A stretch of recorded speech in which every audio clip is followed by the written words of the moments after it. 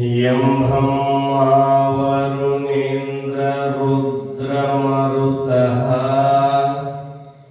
ಸ್ತುನ್ವಂತಿ ದಿವ್ಯೈಸ್ತವೈಃ ವೇದೈಃ ಸಾಂಗಪದಕ್ರಮೋಪನಿಷದೈರ್ಗಾಯಂತಿ ಯಂ ಸಾಮಗಾಃ ಧ್ಯಾನಾವಸ್ಥಿತತದ್ಗತೇನ ಮನಸಾ ಪಶ್ಯಂತಿ ಯಂ ಯೋಗಿನೋ ಯಸ್ಯಾಂತಂ ನ ವಿದುಃಸುರಾಸುರಗಣಾ ದೇವಾಯ ತಸ್ಮೈ ನಮಃ ದೇವಾಯ ತಸ್ಮೈ ನಮಃ. ಪ್ರಾತಸ್ಮರಣೀಯ ಜಗದ್ಗುರು ಸಿದ್ಧಾರೂಢರ ಬಾಬಾ ಮಹಾರಾಜರ ಅದೃಶ್ಯ ಶಿವಯೋಗಿಗಳ ಅಪ್ಪ ಶಿವಯೋಗಿಗಳ ದಿವ್ಯ ಚರಣಾರವಿಂದಗಳಲ್ಲಿ ಶಿರವಾಗಿ ಮತ್ತು ಶ್ರೀ ಗೌರಮ್ಮ ತಾಯಿಯವರ ಚರಣಾರವಿಂದಗಳಲ್ಲಿ ಹಣೆಮಣೆದು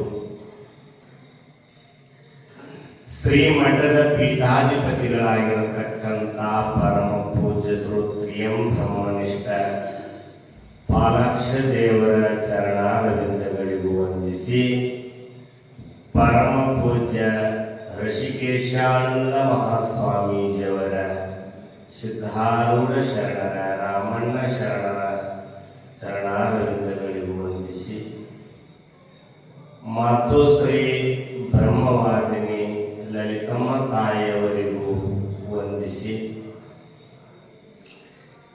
ಈ ಶ್ರೇಷ್ಠವಾದ ಮಾನವ ಜನ್ಮವನ್ನು ಪಾವನ ಮಾಡಿಕೊಳ್ಳಬೇಕೆಂಬ ಸದ್ಬುದ್ಧಿಯಿಂದ ಸದ್ಗುರುದೇವನ ಸನ್ನಿಧಾನಕ್ಕೆ ಬಂದಿರತಕ್ಕಂಥ ತಮಗೆಲ್ಲರಿಗೂ ನಮನಗಳನ್ನು ತಿಳಿಸುತ್ತಾ ಪುಣ್ಯಾತ್ಮರೇ, ಇಲ್ಲಿಯ ಪರ್ಯಂತರ ಮಹಾತ್ಮರ ಉಪದೇಶವನ್ನ ಕೇಳ್ತಾ ಬಂದಿರಿ. ನೀವು ಚಿಂತಿಸದಿರು ಸುಖ ದುಃಖದೆಡೆಗಳು, ನೀ ನಿಂತು ತಿಳಿದ ಬಳಿಕ ಎಲೆ ಜೀವನೆ, ರೋಗಾದಿಗಳ ಬಾಧೆಗಳು ತಾವಾಗಿ ಎಳಸದೆರಲುಣಿಸುವಂತೆ ಅಂತ ನಿಜಗುಣರ ಪದ್ಯ ಅಲ್ಲ.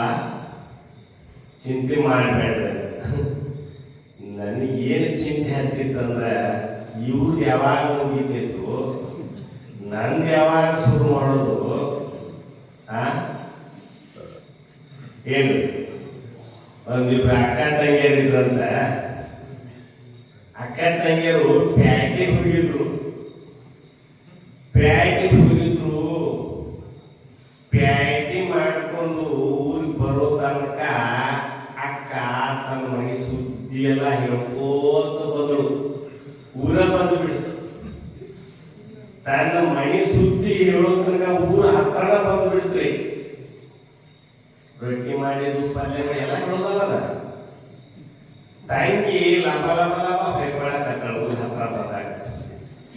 ಯಾಕಂತ ಕೇಳಿದ್ರು ಅಕ್ಕ. ಇಲ್ಲಿ ತನಕ ನಿಂದ ಆತಲ್ಲ ಯಾವಾಗ, ನಂದು ಯಾವಾಗ ಹೇಳಿದೆ ಅಂತ ಹೇಳಿ ಇಲ್ಲಿ ತನಕ ನಿಂದ ಆತ, ಇನ್ನು ನಂದು ಯಾವಾಗ ಹೇಳಿದ್ರು ಹೊಯ್ಕೊಳಕತ್ತಳ ತಂಗಿ. ಹಂಗೆ ಇಲ್ಲಿ ತನಕ ಇವ್ರದ್ದು ಆತು, ಇನ್ನು ನಮ್ದು ಯಾವಾಗ ಅಂತ ನನ್ನ ಚಿಂತೆ ಇರ್ಲಿ.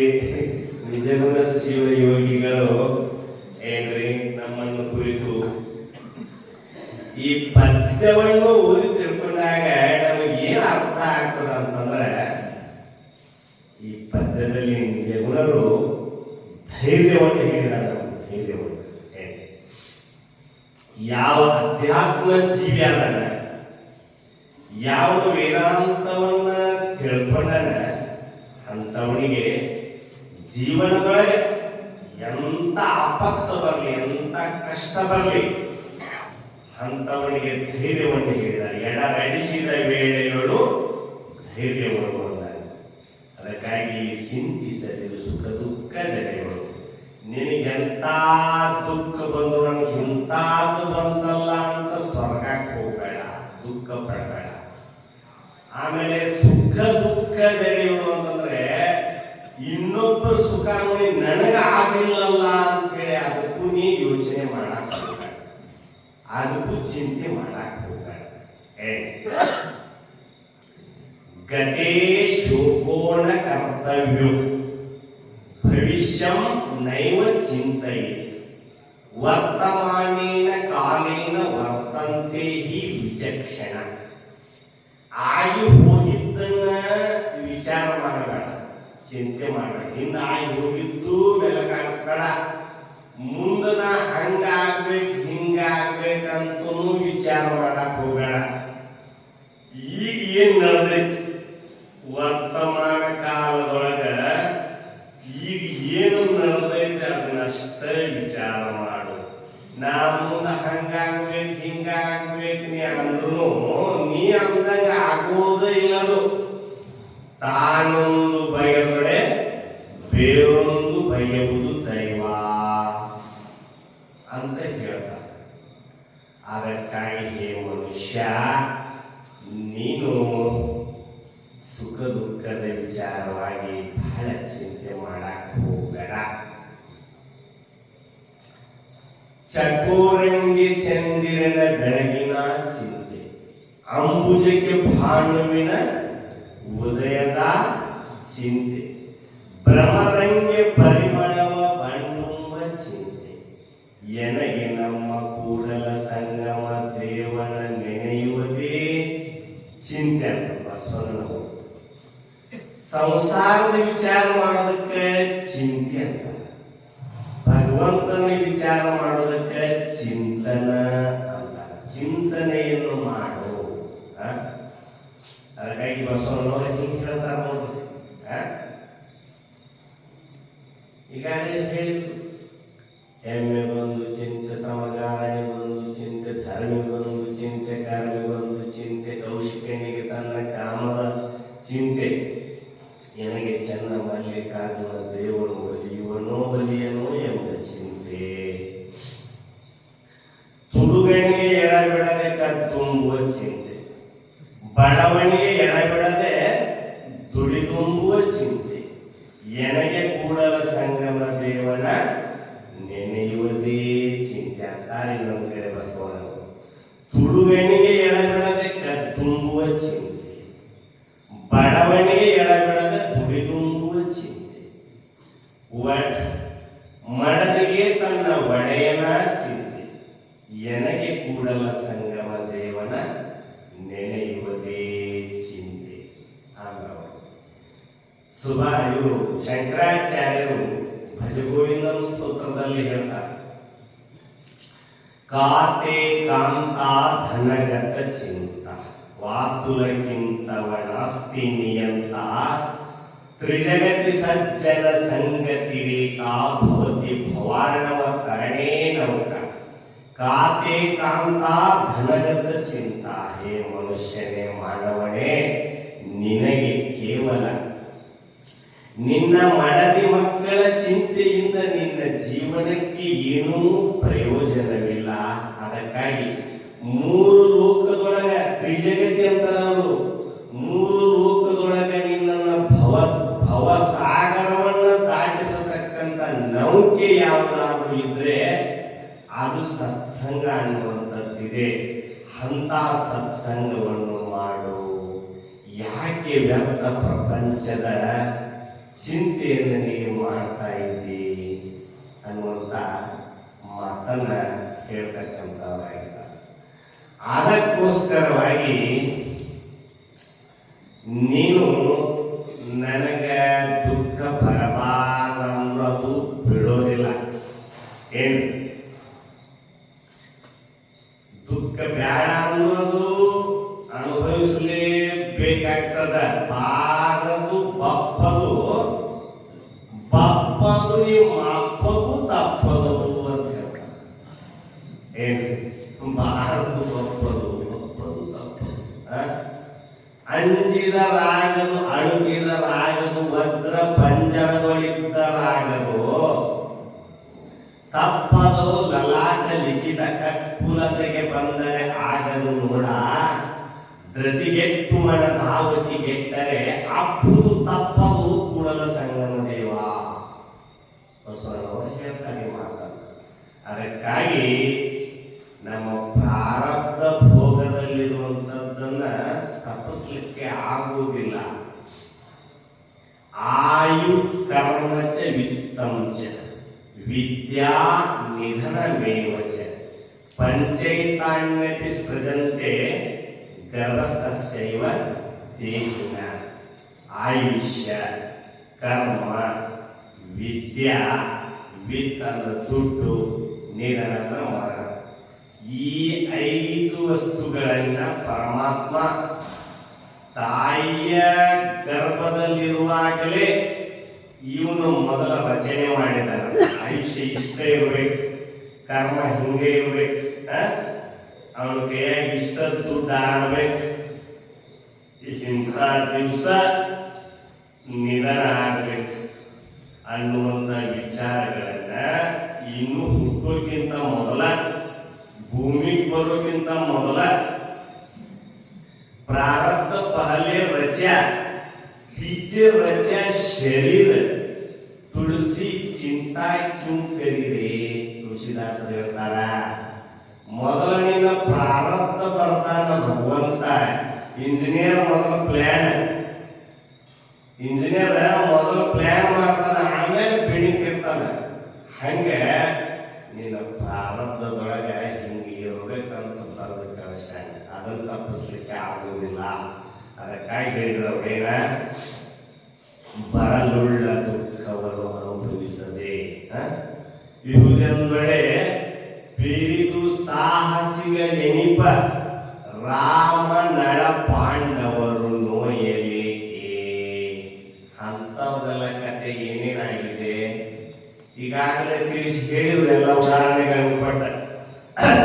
ಸುಖವಳಿದು ಕಷ್ಟವಾಯಿತೆಂದು ಅಳಲದಿರು, ಮೊದಲು ಸುಖಿಗಳು ಅತಿ ಕಷ್ಟ ಪಡಲಿಲ್ಲವೇ ಮರುಳೆ. ನೆಲಕ್ಕೆಲ್ಲ ಓರ್ವಣೆ ದೊರೆಯಾಗಿ ಚತುರಂಗ ಬಲವೆರೆಸಿ ಸುಖಿಸುತ್ತಿರುವುದನ್ನು ಕಂಡು ಸಲೆ ಹರಿಶ್ಚಂದ್ರ ರಾಯನು ಕಡೆಗೆ ಕಾಸಿಗಳು ಹೊಲೆಯರಾಳಾಗಿ ಜೀವಿಸಲಿಲ್ಲವೇ. ಇಳೆಗಳು ಎಣೆಯಿಲ್ಲದ ಅಷ್ಟೈಶ್ವರ್ಯ ಸುಖ ಭೋಗಗಳನ್ನು ಕೆಲಕಾಲ ಅನುಭವಿಸಿ ನಳನು ದೇಶ ತ್ಯಾಗವ ಮಾಡಿ ತೊಳಲಿ ಶ್ರಮ ಪಡಲಿಲ್ಲವೇ. ದ್ವಾರಕ್ಕೆ 60,000 ಸುತರು 16,000 ಸತಿಯರೊಡನೆ ಪರಿಣಮಿಸಿ ಯಾರು ದಿಕ್ಕಿಲ್ಲದಂತೆ ಕೃಷ್ಣ ಗಿಡದಡಿಯಲ್ಲಿ ಅಸುನೀಗಲಿಲ್ಲವೇ ಮರುಳೆ. ನೋಡಿ ಹೆಂಗೆ ಬರೀತಾರ ಆ ಸಾಹಿತ್ಯವನ್ನ. ಅದಕ್ಕೆ ಮೊದಲು ಸುಖಿಗಳು ಅತಿ ಕಷ್ಟ ಪಡಲಿಲ್ಲವೇ. ಕೃಷ್ಣ ಪರಮಾತ್ಮ ನೋಡ 16,000 ಮಾಡದಿರುತ್ತ 60 ಜನ ಮಗನ ಅವನೋ ಒಂದು ಗುರ ಇರ್ಬೇಕು, ಗುರ ಆಗಿರ್ಬೇಕು ಅವನೋ ಅಂತ ಅಷ್ಟು ಬಂದು ಬಳಗ ಇದ್ರು. ಸಾಯುವಾಗ ಯಾರು ದಿಕ್ಕಿಲ್ಲದಂತೆ ಗಿಡದಡಿಯಲ್ಲಿ ಹಸು ನೀಗಲಿಲ್ಲವೇ ಮರುಳೆ. ಕರೋನಾ ಬಂದು ಕೆಲವರು ಸತ್ತು ಸಮೀಪ ಯಾರು ನೀರು ಹಾಕವರು ಇದ್ದಿದ್ದಿಲ್ಲ ಅವಾಗ, ಹೌದಿಲ್ರಿ? ಹಂಗ ಅಂತ ಏನ್ರಿ. ಅದಕ್ಕೋಸ್ಕರವಾಗಿ ದೈವ ಮಾರಿ ತಸೆ ಝೋಲೆ, ಮರಾಠಿ ಅಭಂಗದೊಳಗಿರ್ತಾರೆ. ದೈವ ಮಾರಿ तसे झोले यत्न कुणाचे देना चाले वासुदेव सारखे बंदी पडले. ದೈವ ಯಾವ ಕಡೆ ಝೋಲಿ ಹೊಡಿತದ ಹಂಗೆ ನಡಿಬೇಕಾಗ್ತದ. ನಿನ್ನ ಪ್ರಯತ್ನ ಅಲ್ಲಿ ಏನು ನಡೆಯುವುದಿಲ್ಲ.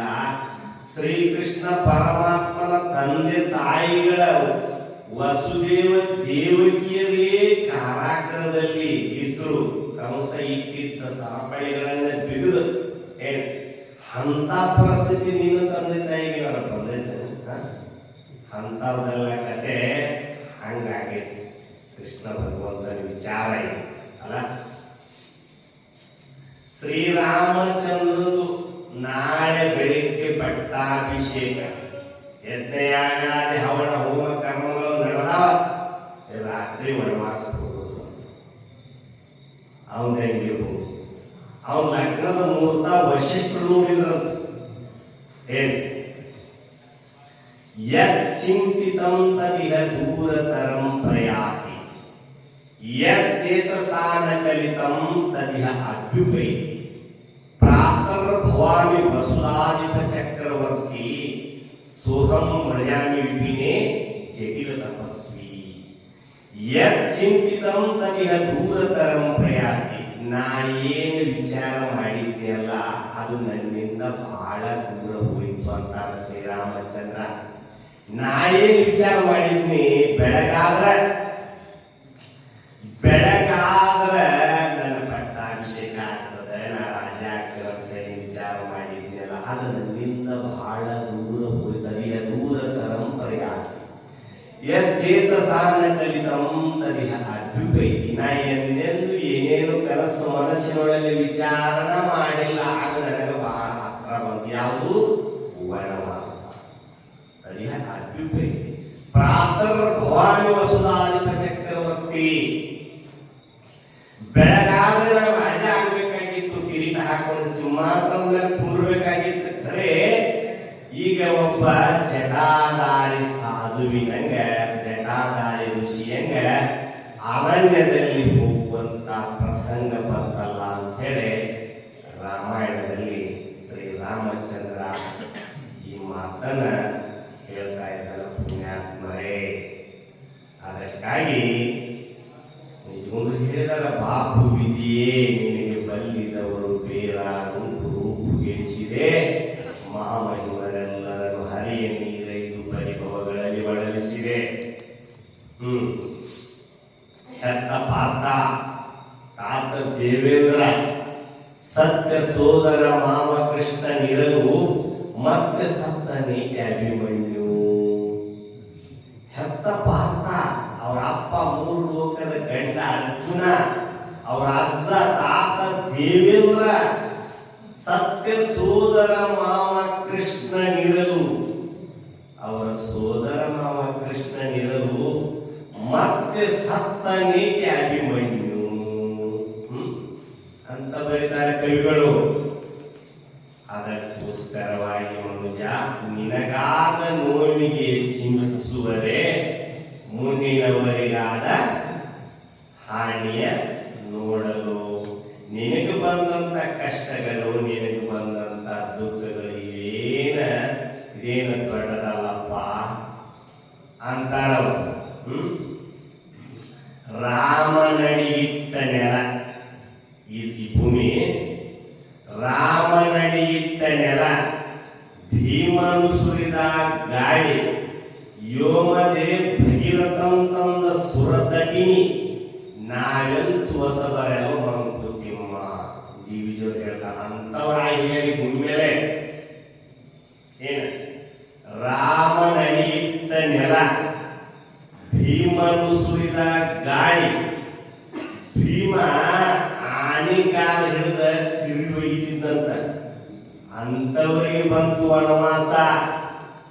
ಅಂತಿರುತ್ತರೆಣಬೇಡ, ಕುಂತಿಯ ಸುತರು ತಿರಿದುಣಲು ಎಂತಿರುತ್ತರೇನು ಸರ್ವಜ್ಞ. ಅಂತಿರುತ್ತರೆಣಬೇಡ, ಕುಂತಿಯ ಸುತರು ತಿರಿದುಣಲು ಎಂತಿರುತ್ತರೇನು. ನೋಡು, ಆಣಿ ಕಾಲ ತಿರುಗಿದ್ದಂತ ಹೇಳಿ. ಅದಕ್ಕಾಗಿ ಯೋಮದೆ ಭಗೀರಥಂ ತಂದ ಸುರತಟಿನಿ, ಭಗೀರಥ ಆಕಾಶದ ಗಂಗೆಯನ್ನೇ ಭೂಮಿಗೆ ತಂದಾನ. ನಾವು ಒಂದು ಎಲ್ಲಾರ ಬೋರ್ವೆಲ್ ಹೊಡೆದ ನೀರು ತೆಗೆದ್ರೆ ನಮಗೇನ ಹೇಳೋದು ಮುಗಿದಿಲ್ಲ, ಎಲ್ಲ ಹೌದು. ಅವ್ರು ಮಾಡಿದ ಅಂತದ್ದೇನಾದ್ರು ಮಾಡೇವೆ ನಾವು.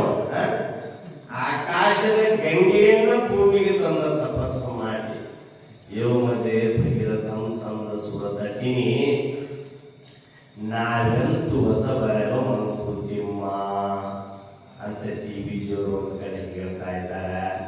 ಅಲ್ಲ, ಅಂತ ಮಹಾನ್ ಪರಾಕ್ರಮ ಪರಾಕ್ರಮಶಾಲಿಗಳಿಗೂ ಕಷ್ಟ ಬಿಟ್ಟಿಲ್ಲ. ನಳ ಮಹಾರಾಜ ಇಂಥವ ಅರಣ್ಯದೊಳಗ ದಮಯಂತಿನ ಬಿಟ್ಟು ಹೋಗಿದಂಥವ.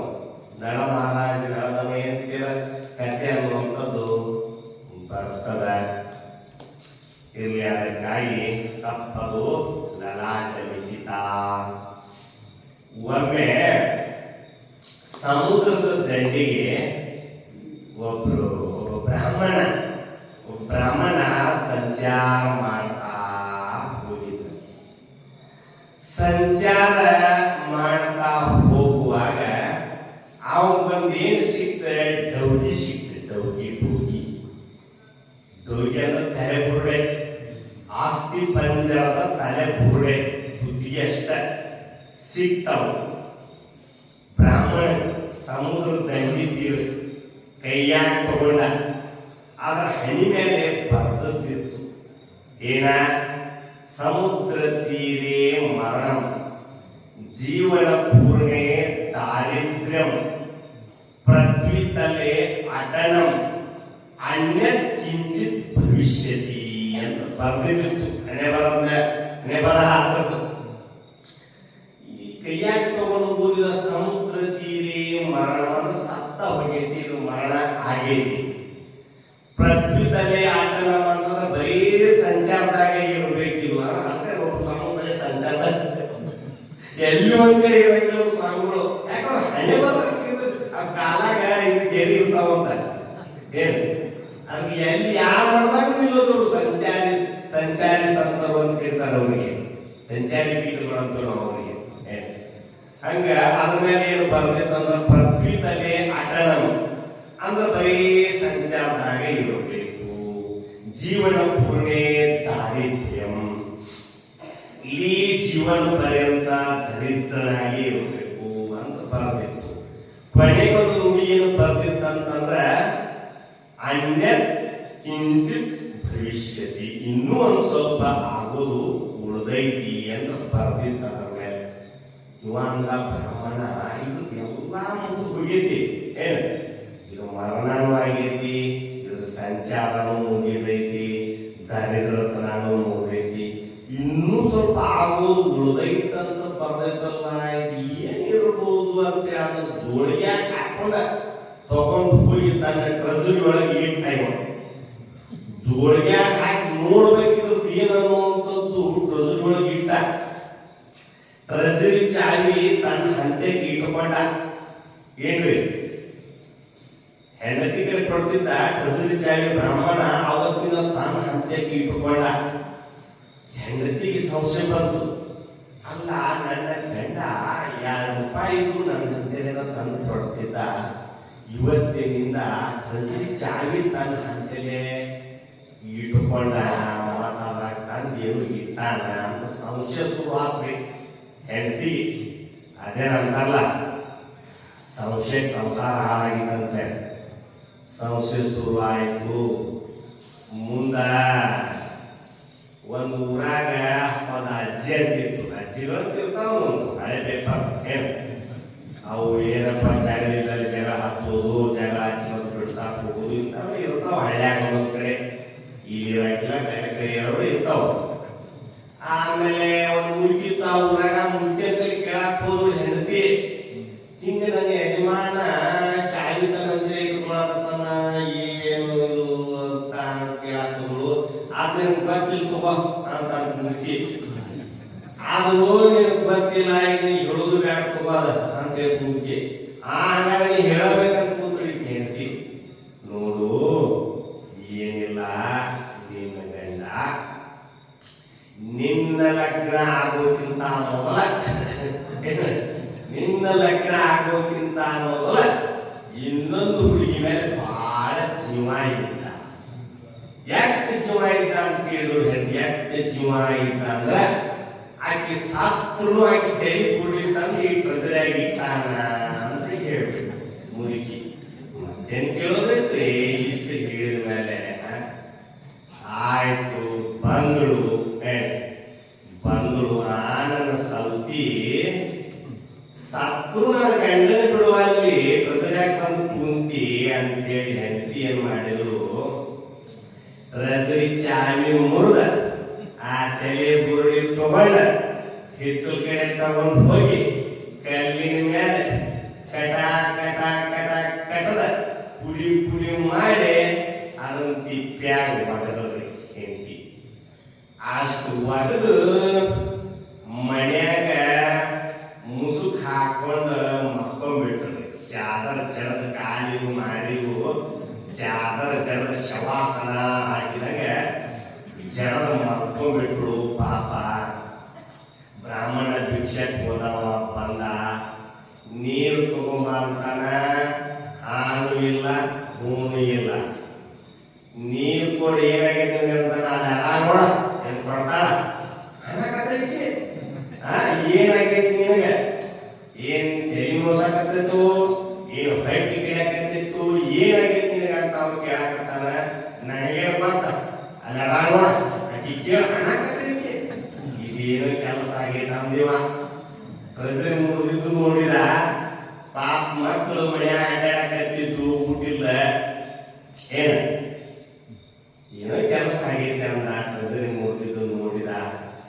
ಹಿತ್ತಲ ಕಡೆ ಹೋಗಿ ನೋಡಿದ. ಅದು ತಿಪ್ಪ್ಯಾಗ ಬಿದ್ದಿತ್ತದ. ಕಟ ಕಟ ಕಳೆದು ಹೋಗಿ ತಿಪ್ಪ್ಯಾಗ ಬಿದ್ದಿತ್ತಲ್ಲ. ಇಷ್ಟ ಆಗೋದಿತ್ತು ನೋಡಿದ್ವು ಅಂತ ತಿಳ್ಕೊಂಡವ.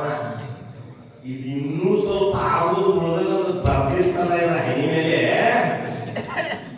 ಇದು ನನ್ನ ಹೆಂಡತಿ ಕೈಯಾಗಿ ಜಿಪ್ಪಿ ಆಗೋದು ಉಳಿದಿತ್ತು ನೋಡಿದ್ರು ಅಂತ ಅವಾಗ ತಿಳ್ಕೊಂಡವ. ಏನ್ರಿ, ಅನ್ಯತ್ಕಿಂಚಿತ್ ಭವಿಷ್ಯತಿ ಅಂತ ಬರ್ದಿರ್ತಿತ್ತಲ್ಲ, ಈ ಕೆಲಸ ಒಂದಿದ್ದು ಉಳಿದಿತ್ತು ನೋಡು ಅಂತ ತಿಳ್ಕೊಂಡ. ಹಂಗ ಪ್ರಾರಬ್ಧ ಭೋಗ ಅಂತ ಹೇಳ್ತಾರಲ್ಲ, ಅದನ್ನು ತಪ್ಪಿಸ್ಲಿಕ್ಕೆ ಯಾರಿಂದಲೂ ಆಗುವುದು. ಅದಕ್ಕಾಗಿ ನೀನು ವ್ಯರ್ಥ ಚಿಂತೆಯನ್ನು ಮಾಡಬೇಡ. ಭಗವಂತನ ಚಿಂತನೆಯನ್ನು ಮಾಡು. ಪರಮಾತ್ಮನ ಚಿಂತನೆ ಮಾಡಿದ್ರೆ ಅವನು ನಿನ್ನ ಯೋಗಕ್ಷೇಮವನ್ನ ನಾನು ನೋಡಿಕೊಳ್ಳುತ್ತೇನೆ ಅಂತ ಶ್ರೀಕೃಷ್ಣ ಪರಮಾತ್ಮನೇ ಭಗವದ್ಗೀತೆಯಲ್ಲಿ ಭಾಷೆಯನ್ನು ಕೊಟ್ಟಿದ್ದಾನ ಅಂತ ಹೇಳ್ತಾ ನನ್ನ ಮಾತಿಗೆ ವಿರಾಮ.